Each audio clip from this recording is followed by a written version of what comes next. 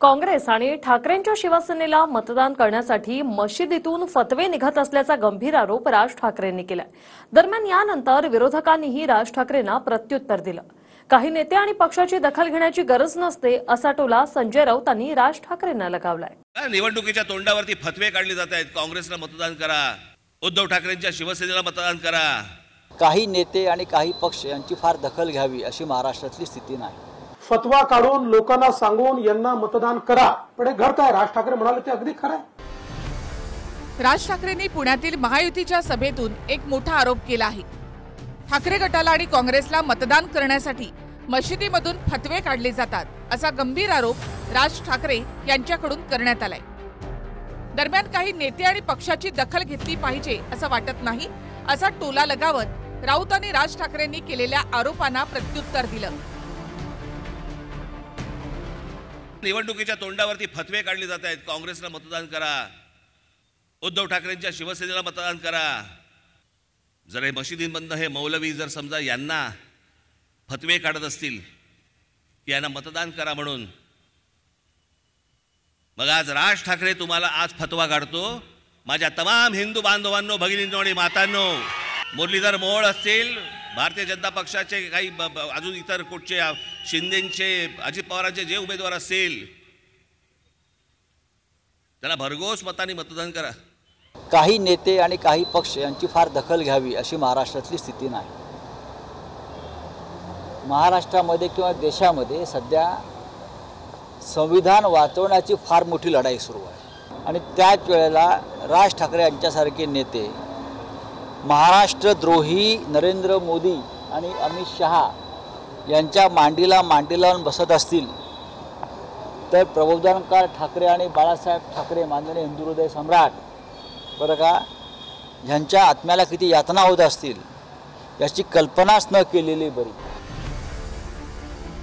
राज ठाकरे यांनी केलेल्या आरोपांना देवेंद्र फडणवीसांकडून देखील दुजोरा देण्यात आला।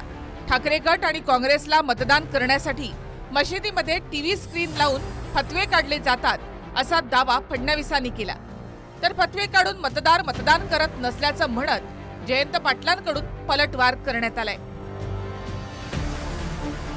हे पहिल्यांदा महाराष्ट्रामध्ये असं घडतंय की चक्क मशिदीमध्ये टीव्हीचे मोठे मोठे स्क्रीन लावून आणि त्या ठिकाणी फतवा काढून लोकांना सांगून यांना मतदान करा अशा प्रकारचं घडतंय।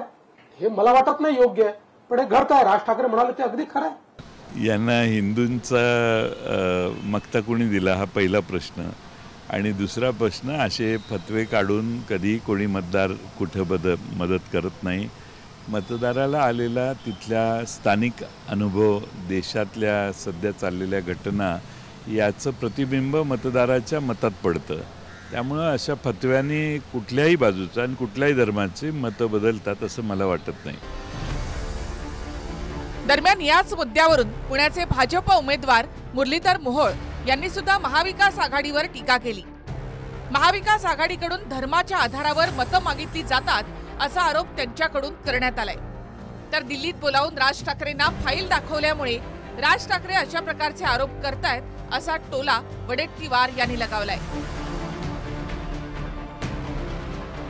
काँग्रेस आणि इतर सगळे इंडीमधले पक्ष हे धर्माचं राजकारण करतात, जातीचं राजकारण करतात, आणि त्या दृष्टीने तो जे काय झालं ते बोलले, फतवा काढला वगैरे, ते त्या दृष्टीनेच बोलले ना, की कशाला करता ना। महाराष्ट्रातील जनतेला माहीत आहे हे अजित पवार, शिंदे यांच्या लाईनमध्ये फिट होते आणि त्यामुळं मजबुरीनं त्यांना दिल्लीत बोलवून फाईल दाखवून सांगितलं गेलं प्रचार आमचाच करावं लागेल, आणि म्हणून त्यांना त्या पद्धतीचा प्रचार करावा लागतोय।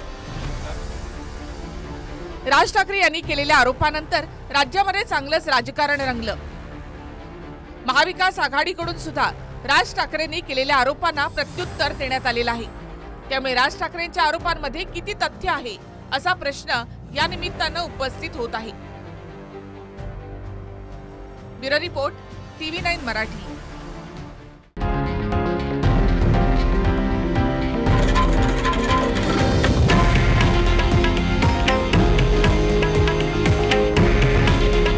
हे आहे देशातील नंबर 1 न्यूज नेटवर्क आणि आपण पाहत आहात TV9 मराठी.